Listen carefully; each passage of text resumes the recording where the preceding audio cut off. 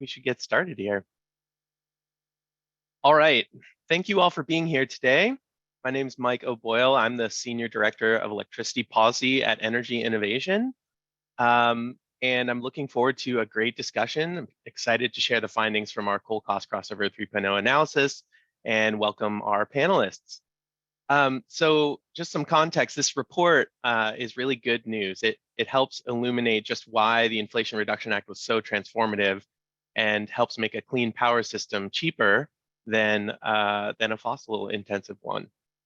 The research demonstrates the compelling economics of new renewable projects when compared to existing coal, which has been in secular decline since the late 2000s. Declining renewable costs and new Inflation Reduction Act incentives mean 99% of US coal plants cost more on a pure energy basis to continue running when compared to new renewable energy projects, many of them local to the coal plant.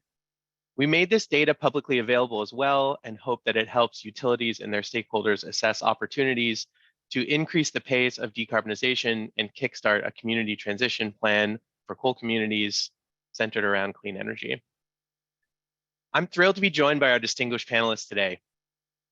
Sonia Aggarwal is the CEO of Energy Innovation. Sonia helped found Energy Innovation more than a decade ago, and before rejoining us last month, served in the Biden White House for 2 years as Special Assistant to the President for Climate Policy, Innovation, and Deployment. Michelle Solomon is a Senior Policy Analyst at Energy Innovation and a lead author of the Coal Cost Crossover 3.0 report. And Dan Croscall is a Senior Consultant to the DOE Loan Program Office, where he supports implementation of the Energy Infrastructure Reinvestment Loan Guarantee Program. So a few housekeeping reminders for you all. The webinar is being recorded, and you'll receive an email within 24 hours with a link to view it and share it. We'll have about 15 minutes for Q&A at the end, so please place any questions you have during the presentation in the Q&A feature, and remember to upvote any you find particularly compelling, and hopefully we can get to those in the Q&A session. So thanks again for spending this time with us, and with that, I'll kick it over to Sonia to get things started. Thank you, Mike. It's so great to be here with all of you today, especially at this moment, which is fundamentally different in the power sector than it was only a few years ago. So I just wanted to start us off by talking about actually how profound this change has been and how quickly it has happened. I think all of you might have noticed, if you look at the report, this is version 3. And the coal cost crossover analysis got started back in 2019. And I think it's sort of interesting to look back at the history here to give us a little bit of context about just how quickly things are changing. So in 2019, the first version of this analysis showed that 2/3 of the coal fleet could be replaced with local wind or solar at an immediate cost savings for customers. And that 2019 analysis projected that by 2025, that share would grow to 75%. Then, just 2 years later, the analysis was updated to version 2, and that showed that local wind or solar could already replace 80% of the remaining coal fleet at an immediate cost savings for customers. So just looking 2 years later, in 2021, clean energy was already beating 2025 expectations from just 2 years before. And that was during a time of unfavorable federal policy for climate and clean energy.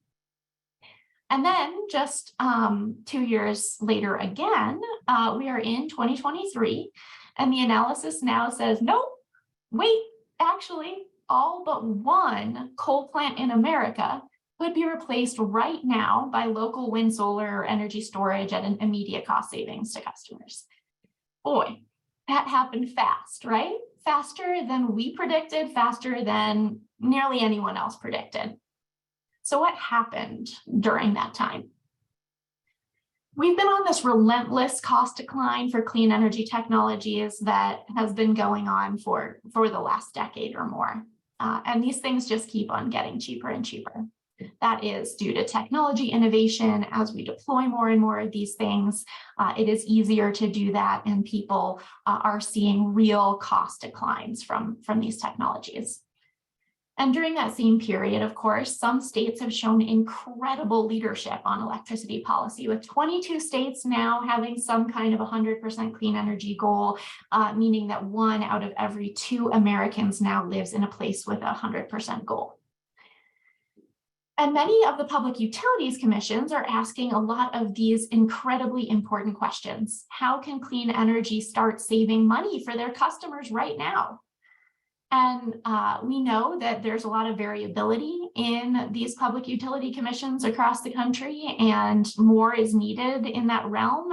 Given the results of this study, all but 1 coal plant could be replaced today and save customers money again. So we need to be asking more questions in our public utilities commissions about these changes. And also, we passed a pretty important law at the federal level, the Inflation Reduction Act. And I don't think I need to tell this expert crew too much about the IRA, because many of you I know on the line helped to pass it, but I want to underscore just how transformational it really is. So as the name suggests, this law was really targeted at making families' lives a little easier by lowering their energy bills with clean energy, in addition to other things to help families. So it boosts the clean energy tax incentives and converts them to direct pay, including with adders for projects located in communities that have played host to polluting power plants for a long time. And that aspect is incredibly important to help ensure that these very same communities can reap the economic benefits of clean energy in terms of their lowered electricity bills, but also in terms of local tax revenue and other local economic benefits that come from this transition. So I just wanted to, before I turn it over to others on this call, I just wanted to highlight one specific example of a suite of additional policies that were included in the IRA that are intended to support rural electric co-ops to reap the benefits of cost savings from clean electricity. And the suite is pretty incredible. So in addition to making the tax incentives for clean energy finally available to these nonprofits through direct pay mechanisms, there's also $9.7 billion in the law for grants, loans, and debt relief for rural co-ops to pursue greenhouse gas reducing projects, another $1 billion in forgivable loans for clean energy projects at rural co-ops or munis, $1.9 billion for agricultural producers and rural small businesses to adopt renewable energy and energy efficiency, which expands on an existing program, which was already $1 billion. So this brings it to $3 billion for those rural agricultural producers. And then, of course, access to the more than $250 billion in increased loan authority that can help finance projects that replace energy infrastructure that has ceased operations, read if a coal plant is replaced, or enable existing operating energy infrastructure to avoid, reduce, use, or sequester greenhouse gases. And you'll hear a lot more about that from our expert on the call and a person working hard to make sure that communities see the benefits of those very cool financial tools, Dan Proskal. So between all of this is just an example of the suite of policies that were really targeted at the opportunity to save money for rural co-op customers from the transition to clean energy. But those co-ops serve 90% of the persistent poverty counties in the United States. And this is really important if we can help to reduce the cost of energy for those customers using clean energy. So the opportunity in front of us is absolutely enormous. And I think that together with those of us on this call and the community of folks working across the country to take advantage of all of this, we can really make the most of it. With that, I'll turn it over. Thanks so much, Sonia. And thanks to both you and Dan for being on this webinar with us today. So I'll take it now and dive a bit into the results of the study.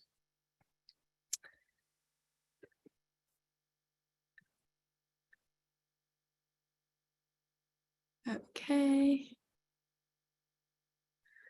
Okay, great. So Again, this is our third iteration of the coal cost crossover report, where we compare the ongoing costs of every coal plant, or almost every coal plant in the country, with the cost of replacing its energy with new renewables, with new wind or solar. So I'll just dive right into our key findings, and then I'll take a step back and tell you about how we got there. So our first key finding was that over 99% of the plants in the United States, the coal plants in the United States, are now more expensive to continue to run than it would be to replace that energy with renewable wind or solar. And this is based on the 2021 coal fleet.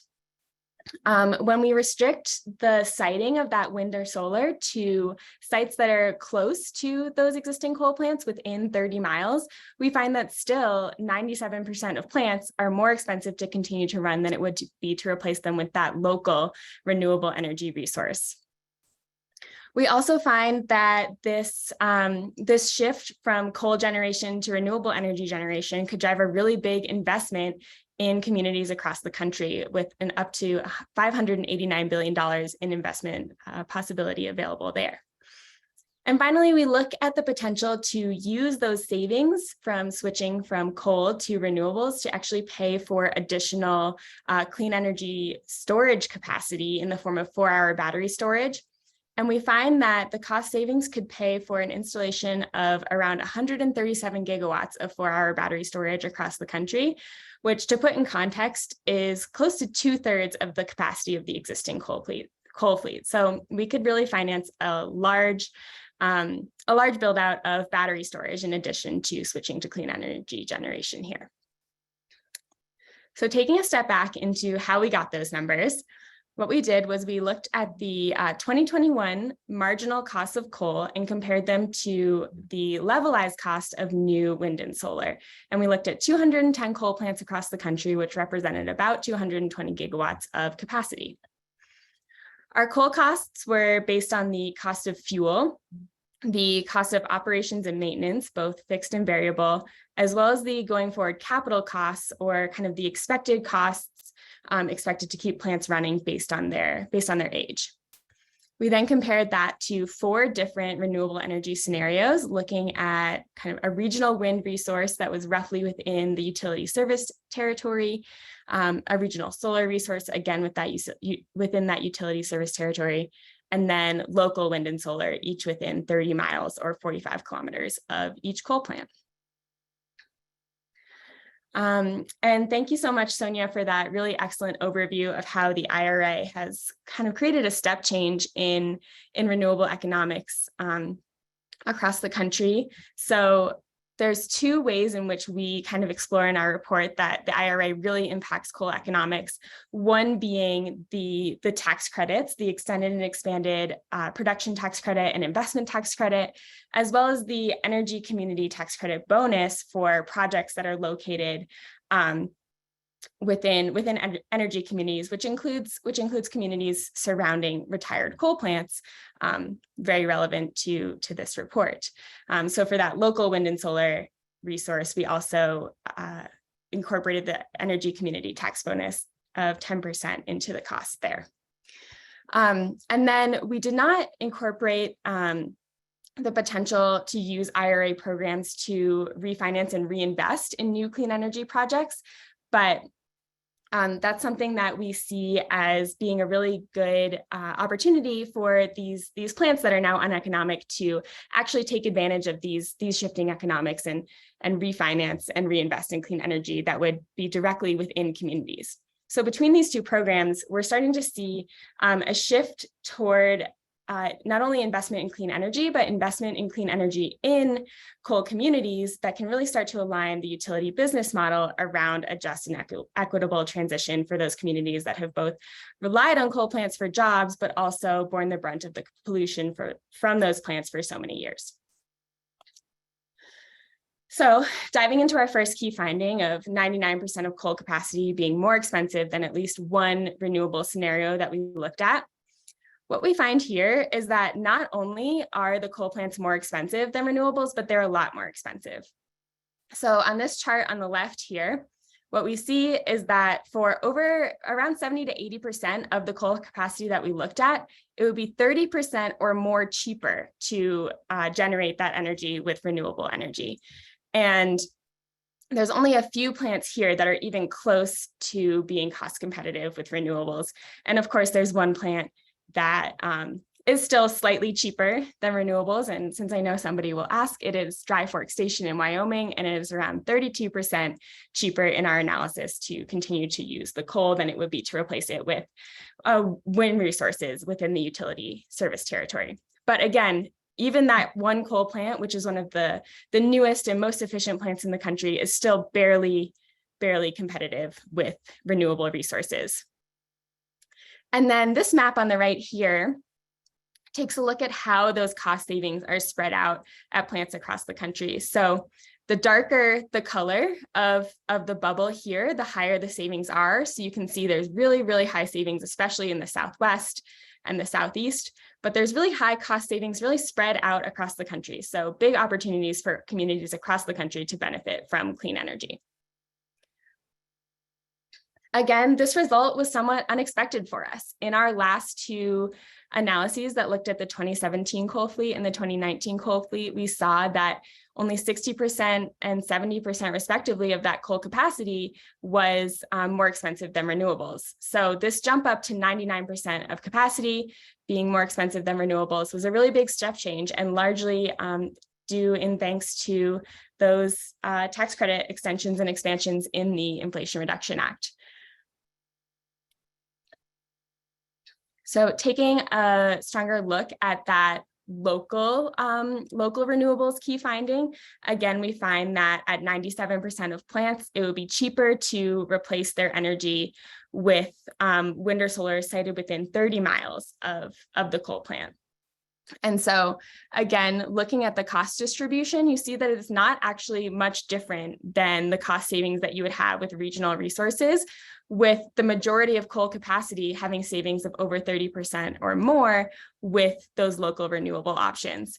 And again, the kind of crossover point for plants is just slightly further down this tail end of plants here. So we have maybe 5 plants or so that are still cost competitive with those local renewable resources.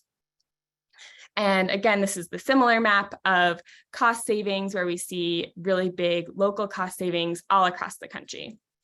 And we were really excited by this result because local renewables present some really good options for energy transition. One, it gives the opportunity to invest in local communities and utilize those IRA funding programs that are tied to projects in local communities.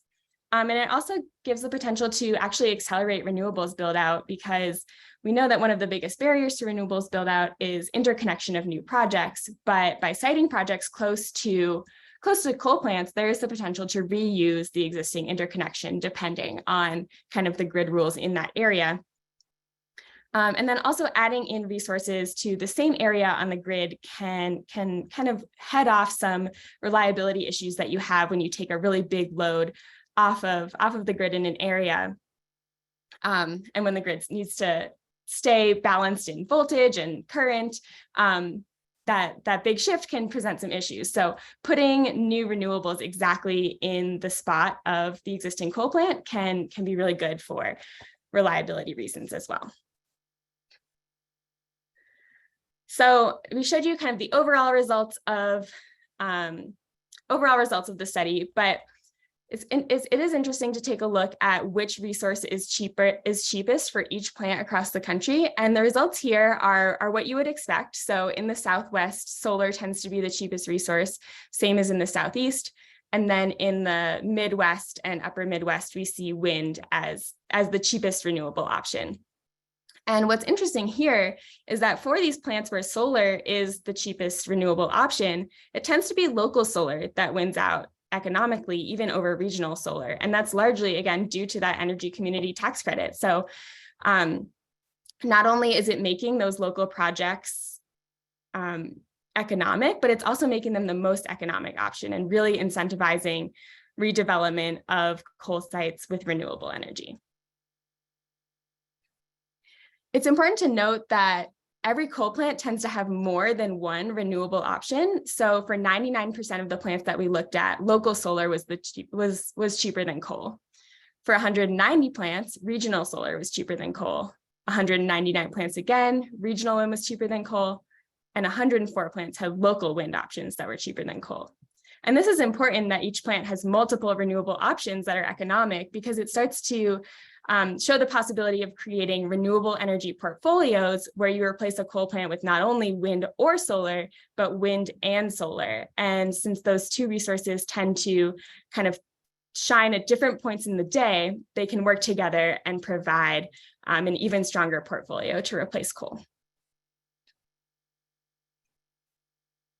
Diving deeper into that potential to create renewable energy portfolios, again, we looked at the potential to use those cost savings from switching to renewable generation to pay for battery storage in order to better integrate renewables and add capacity value to the grid.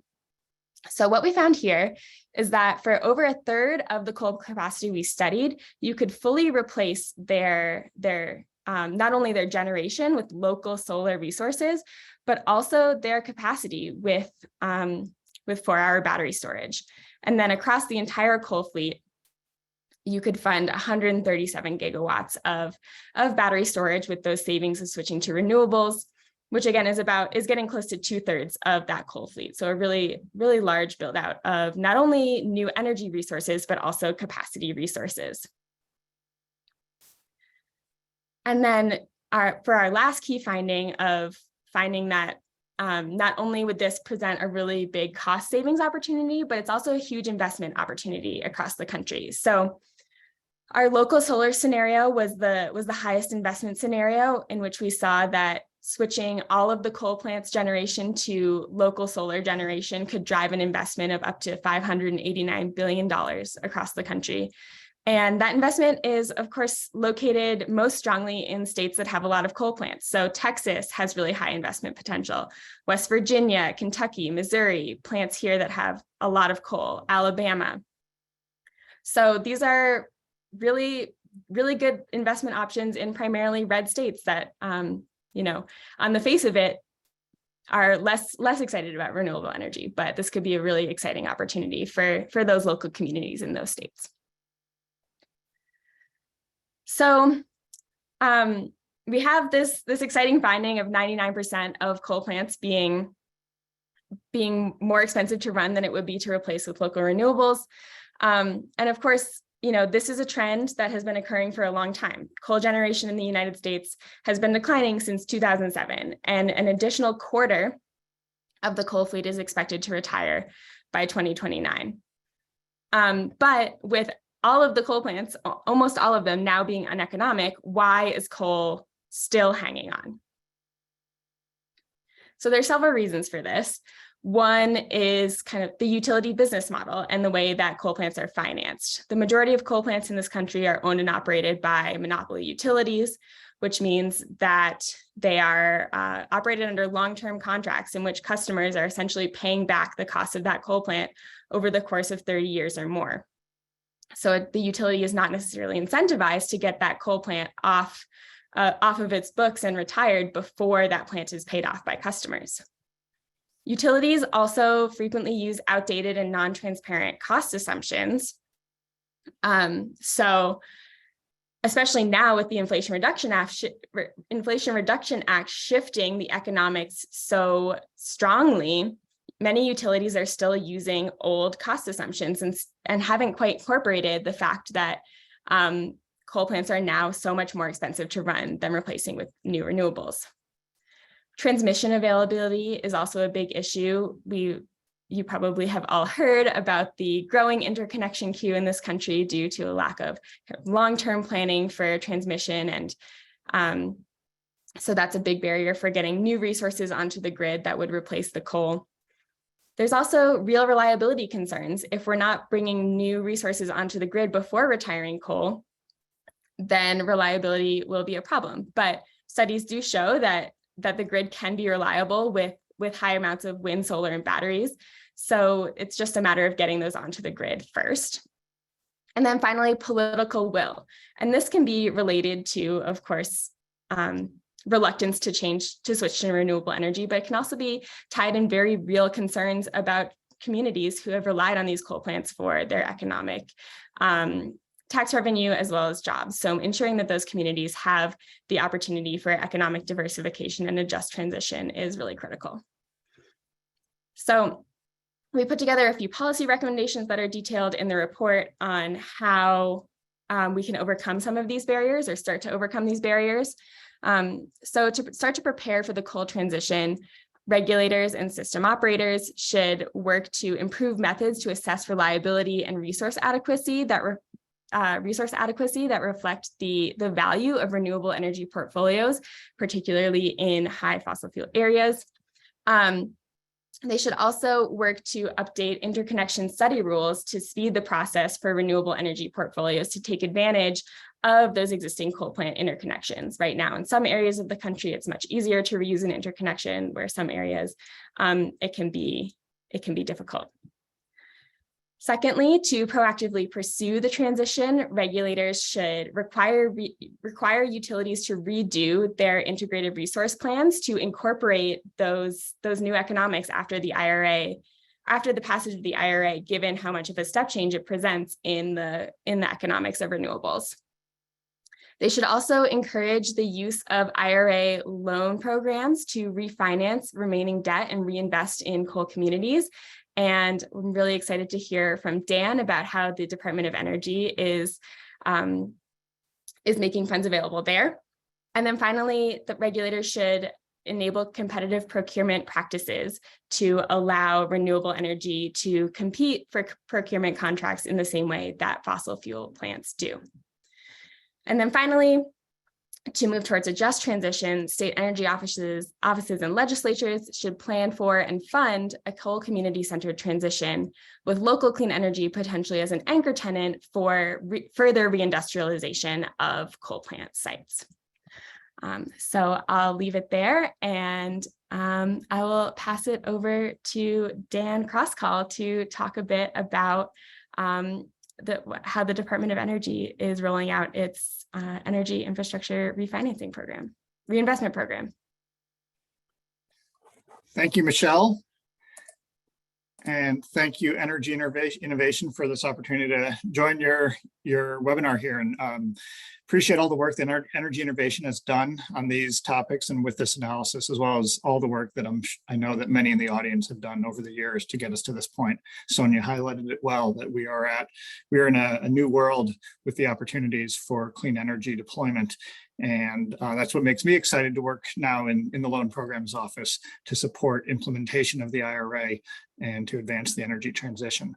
So I wanted to take the opportunity to share just a little bit more about really the Loan Programs Office, and specifically our Energy Infrastructure Reinvestment Authority that was created by the IRA.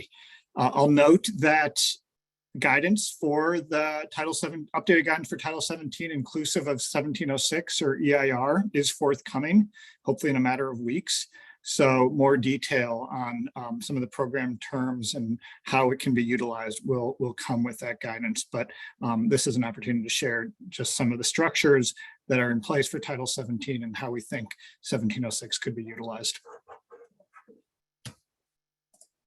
So first, LPO has been in existence, I think, since 2005, and particularly the Title 17 program was created at that time, and has a rich history and portfolio of energy investments in the United States. And here's a quote from our director, Jigar Shah, about the opportunity and the role that LPO fills in this energy transition.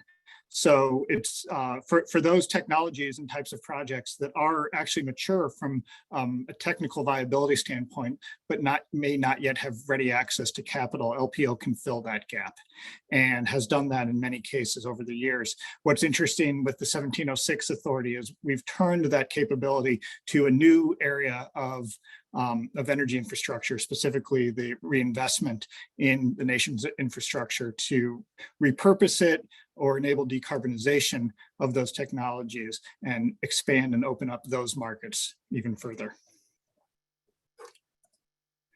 LPO quickly has a number of value propositions, but what we like to distill it to is these couple points. We can provide patient capital with loan terms up to 30 years. In some cases, private lenders cannot provide those terms. And also, very importantly, flexible financing. So because we recognize the innovative and often unique nature of the projects that we're financing, we can work with applicants and borrowers to establish loan terms that are customized to the nature of their project. And then very importantly as well is that LPO's work is supported by the bench strength of the Department of Energy and our national labs and an enormous set of experts that we can draw upon to inform the loans that we're able to make. And that is what, of course, a big differentiator, because while LPO operates in some respects as a bank, uniquely we pull on the strength of energy experts in government and beyond. And that's what allows us to really get into the details of these unique projects and understand the nature of them and assess them in order to make loans that are well structured for their purpose. And of course, LPO has a portfolio and a set of authorities that are beyond 1706 or infrastructure reinvestment and even beyond Title 17. So here's just a snapshot of those. As I mentioned, Title 17 has existed since 2005, and really a cornerstone of LPO's programs is the 1703 Innovative Loan Authority. So that is for innovative projects, as I mentioned, that have demonstrated technical capabilities, but may not be deployed in the US or first or second of a kind.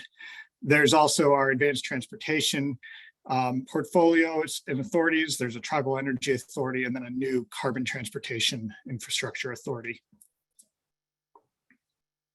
One thing to note here, I think the state energy financing institutions is not a authority that I'll get into today, but it is also new from the infrastructure law and the IRA and can support projects that a state authorized institution or state financing institution is also supportive of. And it allows us to boost that financing and actually waive the innovation requirement that is otherwise needed for 1703.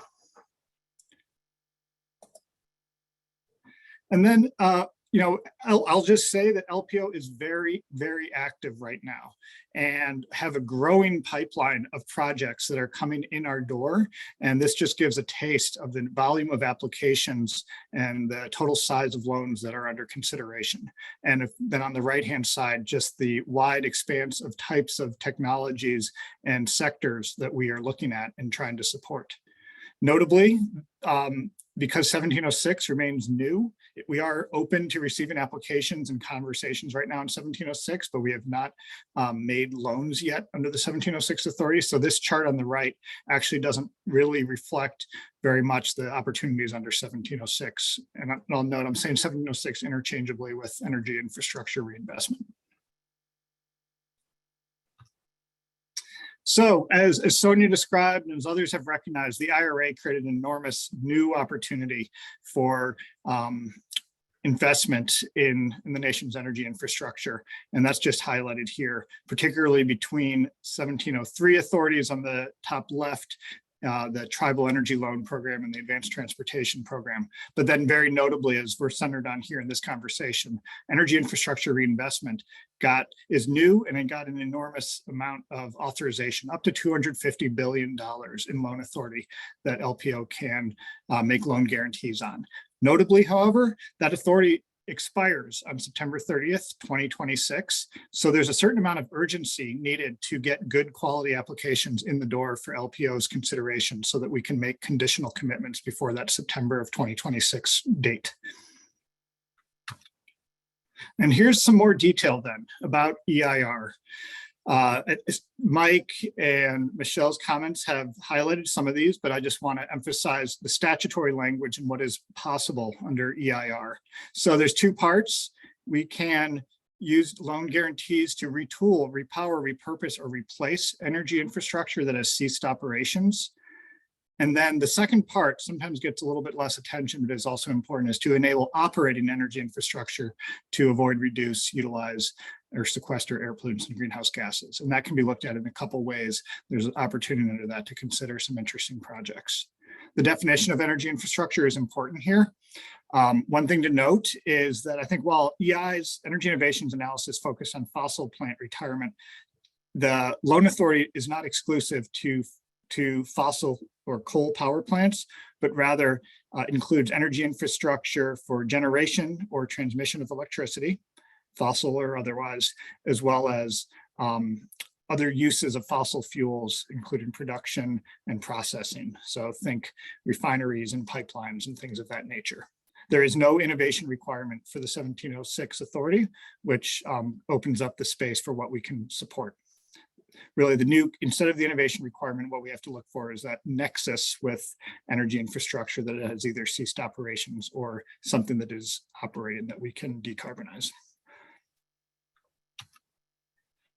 And then, as I think Energy Innovation has very well pointed out, the opportunity here is for tremendous reinvestment in energy communities across the country. And this map here just really highlights the fossil communities that are across the country that stand to benefit from this authority and other efforts in the administration's energy policy and that DOE is supporting now.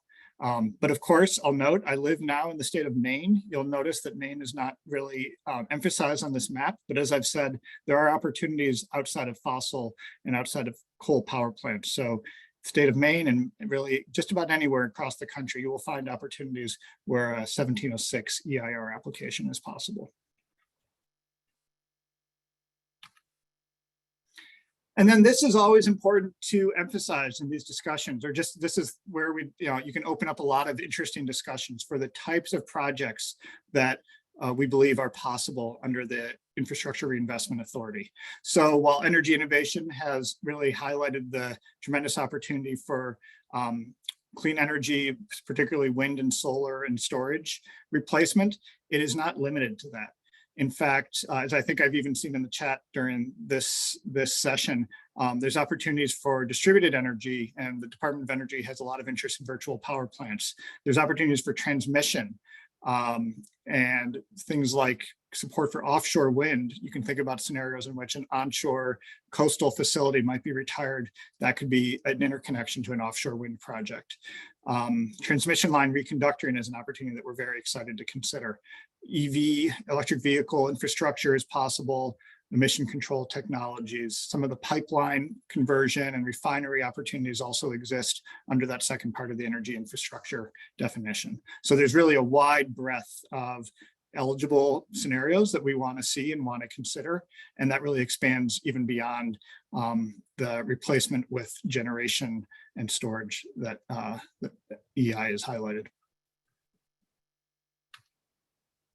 And then this is more than I need to go into in this call, but there's a lot of particular loan terms that will be detailed in that guidance, and LPO is always happy to discuss, but some of that is shown here. We do offer very competitive interest rates. That's what makes LPO loan guarantees and the financing we support attractive to applicants.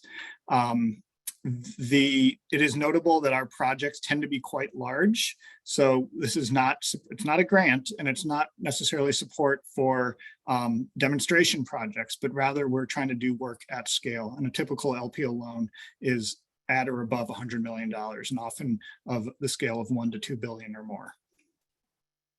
And the financing is technically provided by the US Treasury. But we also note that we can support and give guarantees to a commercial lender, and we're eager to have those deals as well, so that we're supporting the commercial debt markets in mainstreaming these types of projects.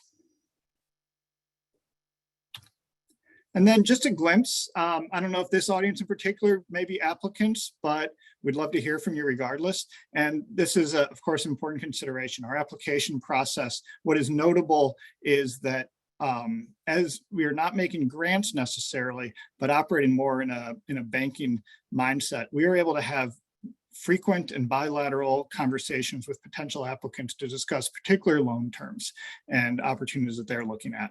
So that happens through our pre-application process, in which we can work and coach an applicant toward what could be a good project, entering to that application and review process, and then through the later stages of diligence, commitment, financial close, and then we're monitoring projects through the life of that loan. And I just want to end with a couple key considerations that we are looking at for any application and project under consideration. So particularly for 1706 infrastructure reinvestment, there's eligibility criteria that become very important, of course, and that's through the lens of what is the qualifying energy infrastructure. And then we're going to get into interesting conversations about how does it meet these requirements for retooling, repurposing, repowering, or replacing that infrastructure, or the other part of the statute that allows improvements to operating infrastructure. For every LPO loan, we need a reasonable prospect of repayment. As a loan authority, we have to have assurance that we're going to be repaid, and that becomes an interesting consideration for these projects, but it's something that we're definitely able to work on. And of course, there's other policy considerations, including some of the administration's priorities around community benefits, of course, greenhouse gas reductions, and then others that we can discuss. So I hope that was helpful to give a flavor of what it is that LPO is doing and how we're working with applicants. We are open for business, we like to say, and eager to talk to interested applicants or others in the community. And that includes, policymakers, state regulators, and many more who are thinking about ideas or just have questions about what this could look like. And that's where the conversation can start. So thank you. Great. Thank you, Dan. I think if you can stop sharing your screen, we'll have a little bit of a multi-square Hollywood Squares view, which will be good. So we have some great questions in the chat from some of our attendees. A couple of them I would like to start out with that kind of get at the same type of question, which is around like what does it mean to replace a coal plant or a fossil plant, that's dispatchable with variable resources? Doug Vine asked, if a 500 megawatt coal plant's being replaced, how much solar and batteries would be needed? And then Raphael Friedman asked about kind of, can we expand the scope of solutions beyond just sort of supply side? And curious for Michelle's thoughts and Dan, how you all are thinking about what or perhaps the interest you're seeing from the utility community in replacement portfolios. So Michelle, do you want to go? Yeah, I can start us off. Yeah, so that's a great question. And so the way that we kind of have framed the study of replacing each coal plant with renewable energy generation on a one-to-one basis is not typically how kind of coal retirement and replacement happens. It's more often a broader system view in which you look at all of the resources you have available and figure out how you can replace a retiring resource with several new oncoming resources. The incentives in the Inflation Reduction Act change this paradigm a little bit and make it a little bit more feasible to do one-to-one replacement of a coal plant with renewable energy. So there are some examples of this already happening across the country.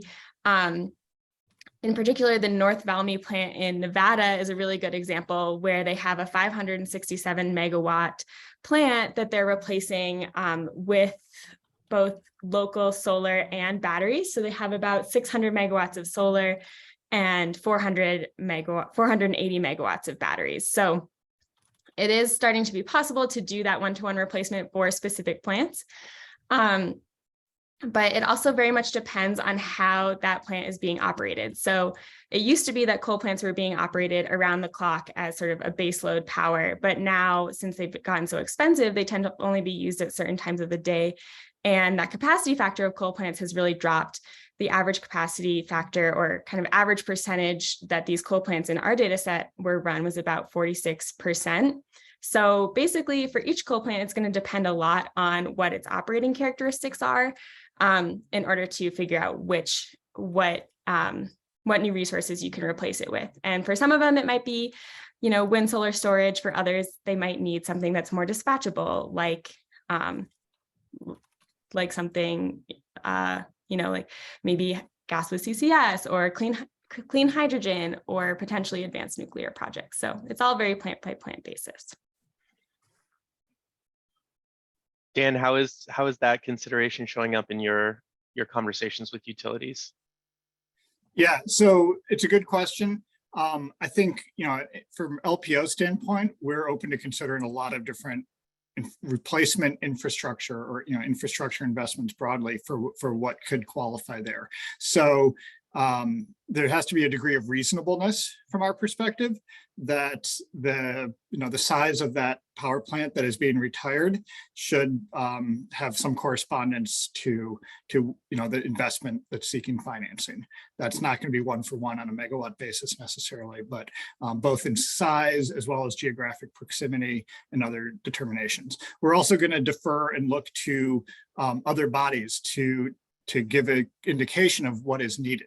So a utilities IRP and the commission's blessing of that means a lot for us, as well as transmission studies or system portfolio studies and things of that nature. But as I stated, we're very interested in seeing more than generation projects, very open to demand side projects, and those can take quite a lot of forms. If a utility wanted to come forward with a virtual power plant to replace a retiring supply side technology, we're going to look at that and give it serious consideration. And then, the nature of that project, of course, starts to look different than your typical project financing. We're talking about customer-oriented programs with their own financing structures, and we will look at that. Lots of work ahead. I just to clarify the LPO program and kind of also sync up with our analysis. I think we chose going forward energy costs for a reason. This is not a coal retirement study, right? It's a cost of energy study.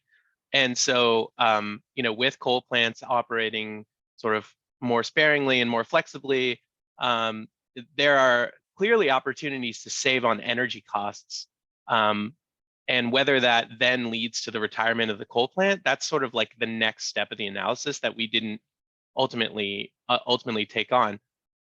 So we really mean these to be conversation starters for specific coal plants that sort of lead to deeper questions about what to do next. I guess when there's a 50% difference between the cost of one resource and the cost of another, to me, that's a big indication that the regulator might want to take a harder look at why is that coal plant still operating so much, and why aren't we adding renewables faster? But just on the LPO program, it's a reduction in emissions, right? You don't need to retire the resource to justify a reinvestment. Is that correct? I'm not sure, Mike. Investment in quote unquote replacement infrastructure does not necessarily require the coal plant retiring completely, or does it? It does need to cease operations.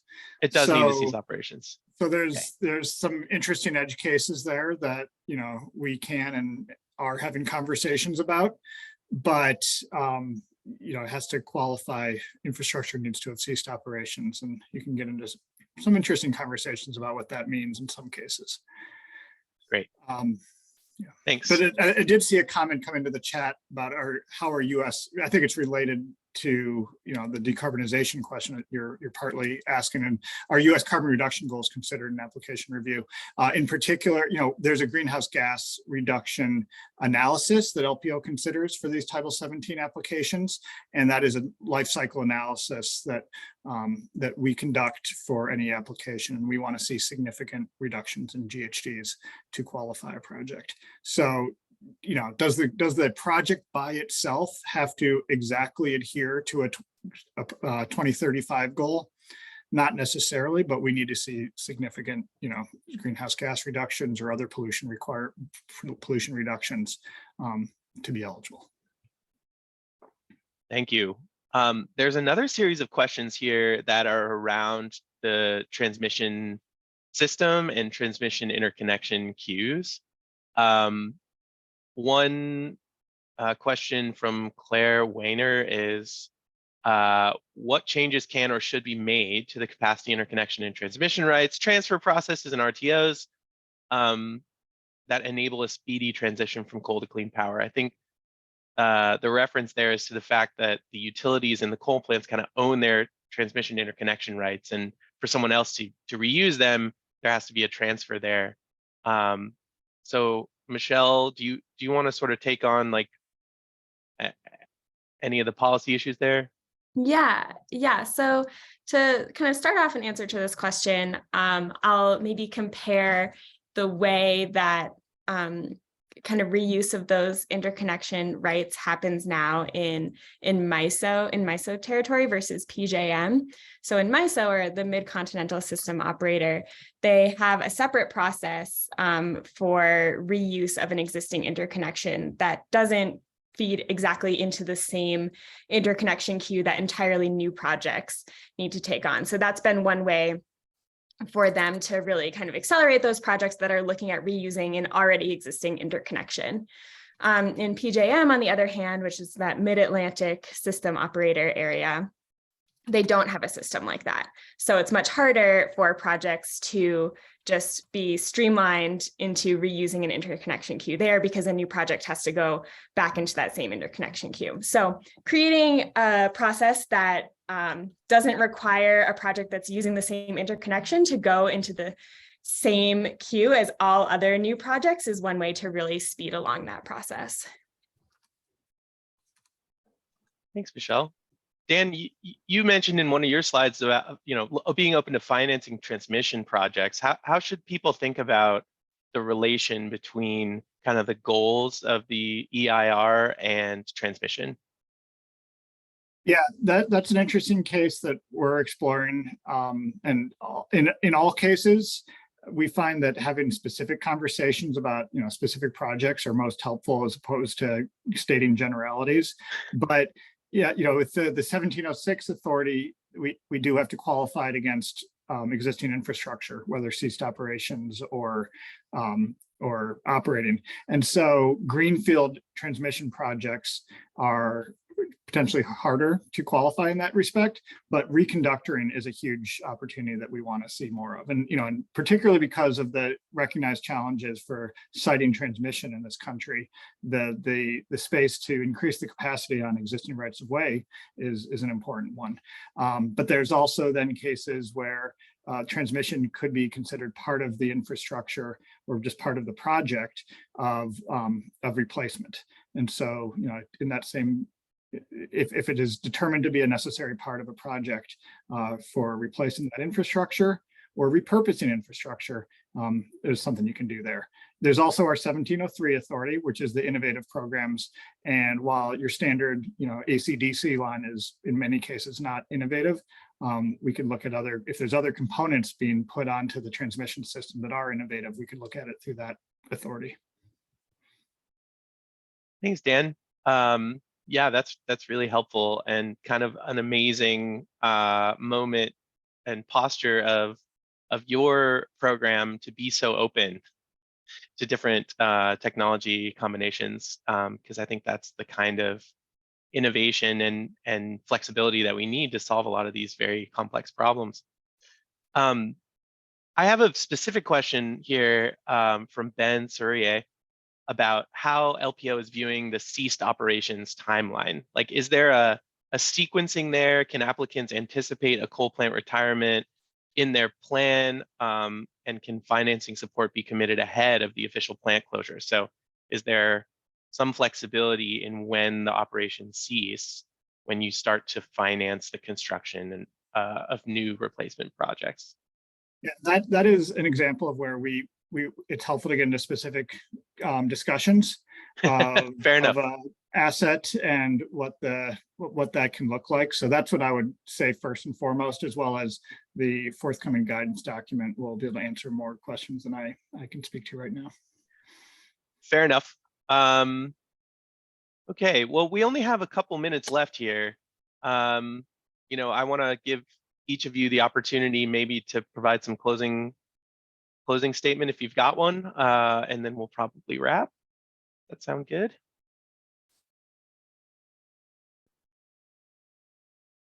I guess I can go ahead first. So yeah, just to reiterate, the economics of coal compared to new resources, whether it's renewables of wind and solar or other future technologies. The economics here have really shifted thanks to the IRA, and but it's important to remember that that doesn't mean that coal plants are going to retire or coal generation is going to decrease. So it's just important to make sure that we take advantage of this policy moment with all of these programs available to reduce carbon emissions in the light of these new economics.